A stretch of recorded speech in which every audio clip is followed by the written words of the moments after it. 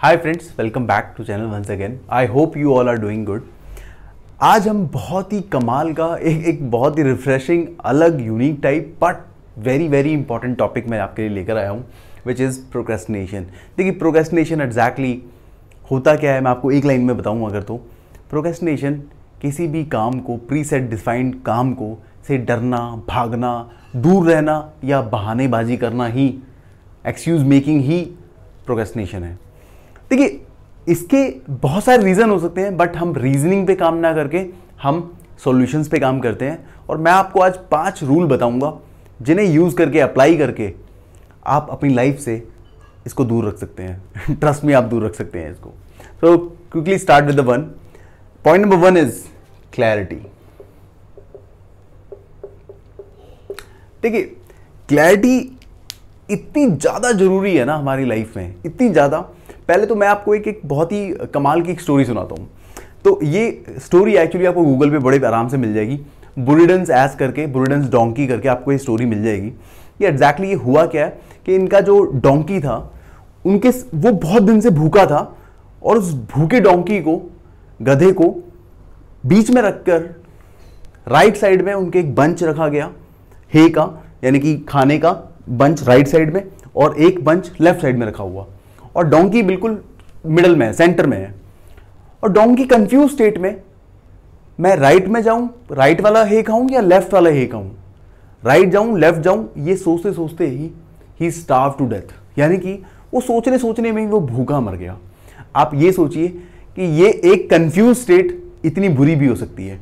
Of course, मतलब ये तो एक्सट्रीम केस है, हमें शायद उस लेवल पे जाने की जरूरत नहीं है, but to be very very honest, हम लोग सभी लोग इस बात को एडमिट करेंगे कि क्लैरिटी ना होने की वजह से हमने बहुत कुछ चीज़ें, छोटे मोटे सेक्रीफाइसेस हमें करने पड़े होंगे अपनी लाइफ में। So which I want you to clear. एक छोटा सा एग्जाम्पल मैं अपना भी दे देता हूँ आपको लगे तो। देखिए, जब तक मेरे दिमाग में किस टॉपिक को लेके वीडियो बनानी है, किस टॉपिक के ऊपर, किस बुक के ऊपर वीडियो बनानी है, जब तक मैं क्लियर नहीं होता, तब तक मैं कैमरे के सामने भी आने से डरता हूँ।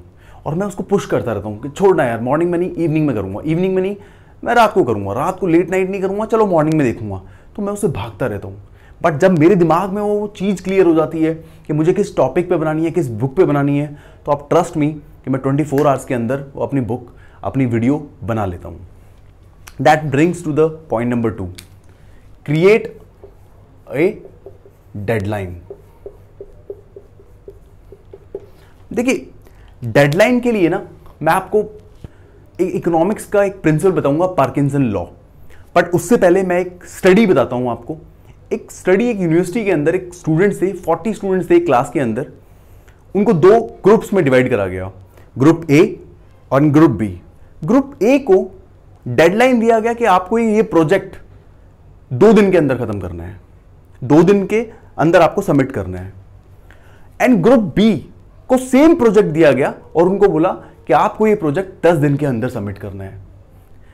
2 दिन के अंदर ग्रुप ए ने अपना प्रोजेक्ट सबमिट कर दिया। आप यकीन मानिए, ग्रुप बी ने भी पूरे 10 दिन ले ही लिए अपने प्रोजेक्ट को सबमिट करने के लिए। यानी कि डेडलाइन, अगर आपने डेडलाइन बहुत लंबी चौड़ी रखी हुई है, तो आप वो पूरा का पूरा टाइम आप यूटिलाइज कर ही लेंगे। That is Parkinson law.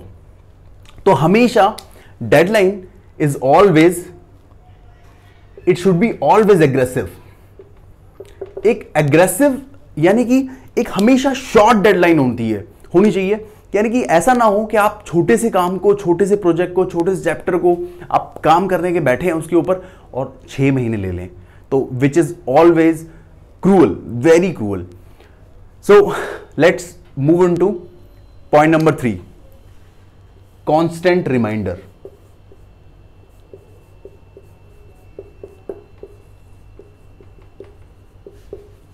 देखिए, रिमाइंडर कैसे काम करता है हमारे दिमाग के साथ, आप लोग भी समझ रहे होंगे कि अगर हम मॉर्निंग में अपने टास्क शीट को लिखें और सीधा शाम को देखें, तो हम बहुत सारी चीज़ें दिन भर मशगूल हो जाते हैं, बिजी हो जाते हैं और हम भूल जाते हैं चीज़ों को, काम करना।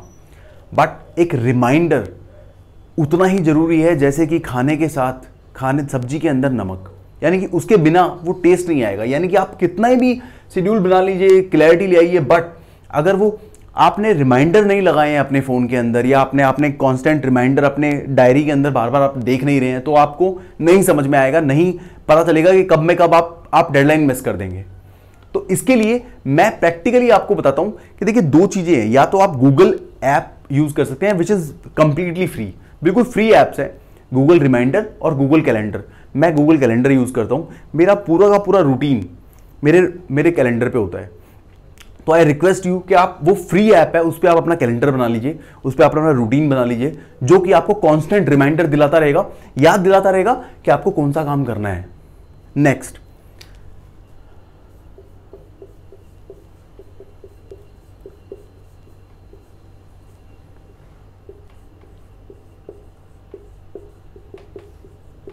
Identify yourself. देखिए ये बहुत ही टेक्निकल लग रहा होगा, थ्योरेटिकल लग रहा होगा आपको, हो सकता है, बट ये बहुत ही सिंपल है। यहां पर आपको सिर्फ ये देखना है, अपने आप को स्टडी करना है, अपने आप को रीड करना है कि आप क्या ट्रिगर्स हैं आपके जिनसे आप भाग रहे हैं। यानी कि मैं आपको अपने बारे में बताता हूं। देखिए जब हम स्कूल में पढ़ा करते थे, तो आपके साथ आई डोंट नो हुआ है या नहीं हुआ, बट मेरे साथ बहुत हुआ है कि हम मैथ्स जब करने बैठते थे तो एक्सरसाइज के अंदर 20 क्वेश्चन हैं, तो 12 इजी क्वेश्चंस करने के बाद जैसे ही मुश्किल क्वेश्चन, डिफिकल्टी लेवल हाई होता था, तब मेरा इंटरेस्ट मैथ्स से हटने लगता था और मैं सोचता था कि चलो कल मॉर्निंग में देखेंगे या डिनर के बाद देखेंगे। तो ये आपको समझना पड़ेगा, क्या आप मुश्किल लेवल पे आपका इंटरेस्ट छूट रहा है अपने काम में, या फिर आप इवनिंग में अपने आप काम रख रहे हैं तो नींद की वजह से तो आपका इंटरेस्ट नहीं छूट रहा है। तो ये आपको खुद समझना पड़ेगा, पहचानना पड़ेगा।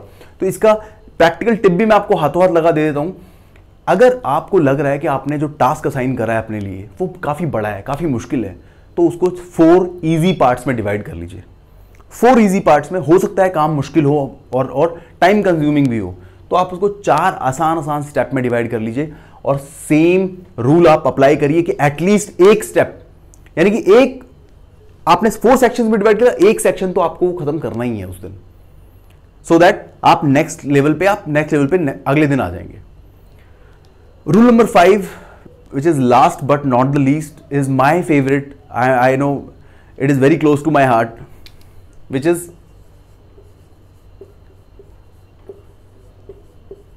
देखिए मैं आपको बता देता हूं कि ये एक ऐसा रूल है जो कभी फेल नहीं होता, कभी फेल नहीं होता। आप कोई भी काम, आपका रूटीन बना रखा है आपने, आपका मन नहीं कर रहा है, आपको लग रहा है कि यार 5 to 6 मेरा बुक रीडिंग है, 5 to 6 मुझे प्रोजेक्ट करना है, या मुझे अपने बिजनेस कॉल्स करने हैं, जो भी काम है आपको और करने का मन नहीं है ना, आप सिर्फ उसको 2 मिनट के लिए स्टार्ट करिए, सिर्फ 2 मिनट के लिए स्टार्ट करिए और फिर उसको छोड़ दीजिए। उनसे 2 चीज़ें होंगी। फर्स्ट, कि आप जब उसके 2 मिनट के लिए स्टार्ट करेंगे तो हो सकता है आपका इंटरेस्ट बन जाए, आपका वो इंटरेस्ट बन जाए और आप उससे बाहर ना निकल पाए 2 मिनट के अंदर।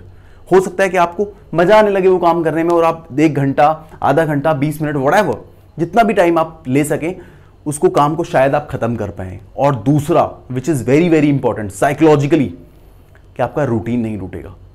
Your habit should not break.